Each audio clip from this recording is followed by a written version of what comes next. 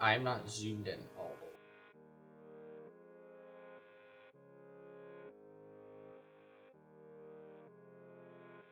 the way. Okay guys, football season is right around the corner, and so you know what that means. Fan-themed signs and artwork. So, for me, a client reached out to me, asking if I could make a welcome sign with the 49ers logo on it.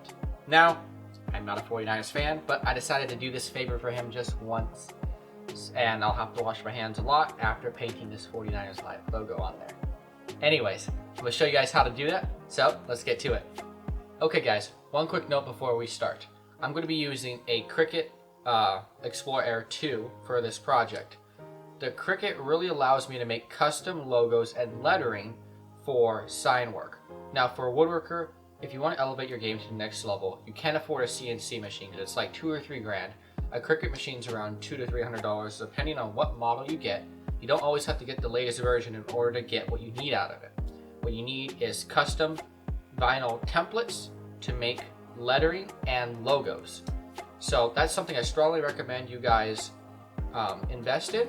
If you guys are still on the fence, watch this video all the way through, see how I use it, and see what you think you might be able to use it for. I will drop a link in the description to the one I use. And so I really hope you guys enjoy and get some value out of this video. Alright, the first thing I did was cut the board to size, the length total being 5 feet. Then I sanded both sides up to 220 grit sandpaper. Then, to add some presentation, I added a nice little detail around the outside of the board.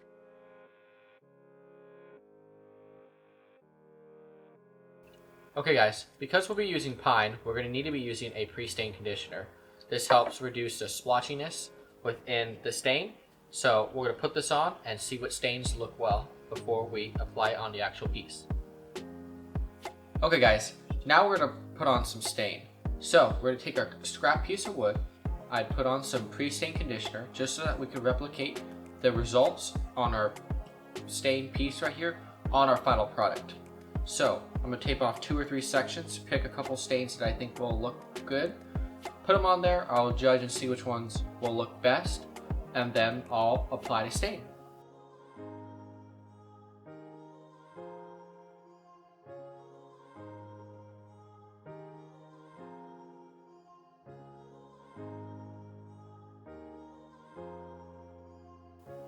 Okay guys, now it's time for probably the most stressful, but probably the most fun part of the whole project. That's going to be applying our stencils. So I made our stencils here with the Cricut machine.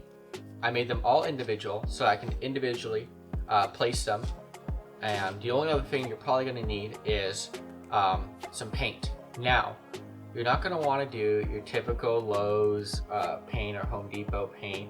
You're going to want a quality acrylic paint. Acrylic based paints do not run, they're thicker, and then also it gives you a nice cleaner coverage. It works better with our foam brushes that we use. So definitely if you have been struggling with templates and you had paint bleed and all these different things, you're going to want to use some acrylic paint for that. Alright, the process of applying the stencil was the same with every piece. So I applied some polyurethane around the corner to help seal the edges. Then I applied our acrylic paint.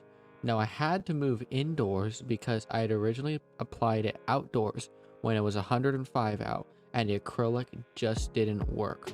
For your acrylic to dry properly, you need to apply it probably under 85 degrees.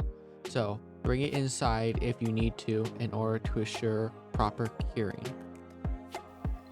Alright guys, so I really hope you guys enjoyed seeing the acrylic process. It's finally done. I really hope you guys learned a little bit from my mistakes and stuff. It really took a lot longer than I thought it would, but the end result is something I'm very happy with right now. So now we're going to be applying some finish.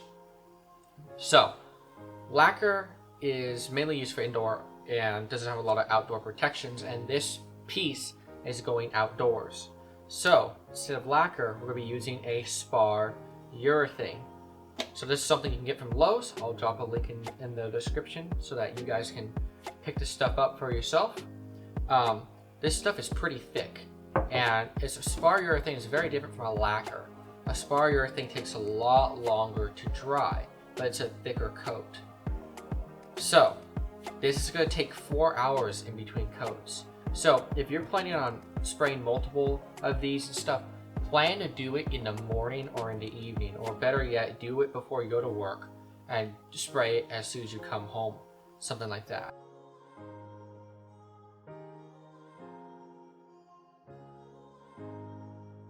So the application process was pretty simple.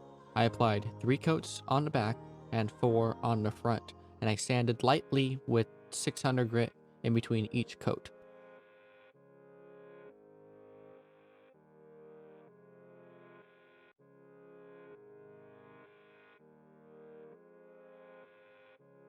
A couple things I've noticed are different is I'm not getting as much, I'm not getting the proper flow that I'm really probably should need out of the gun.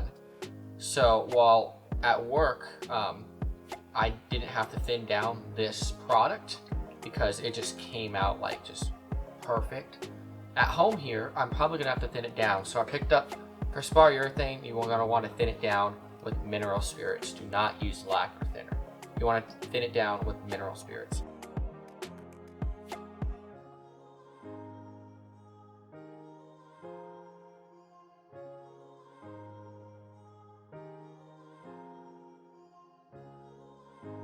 Thankfully, diluting the Spar Urethane with mineral spirits allowed me to get the spray pattern that I wanted and ultimately the finish that I desired.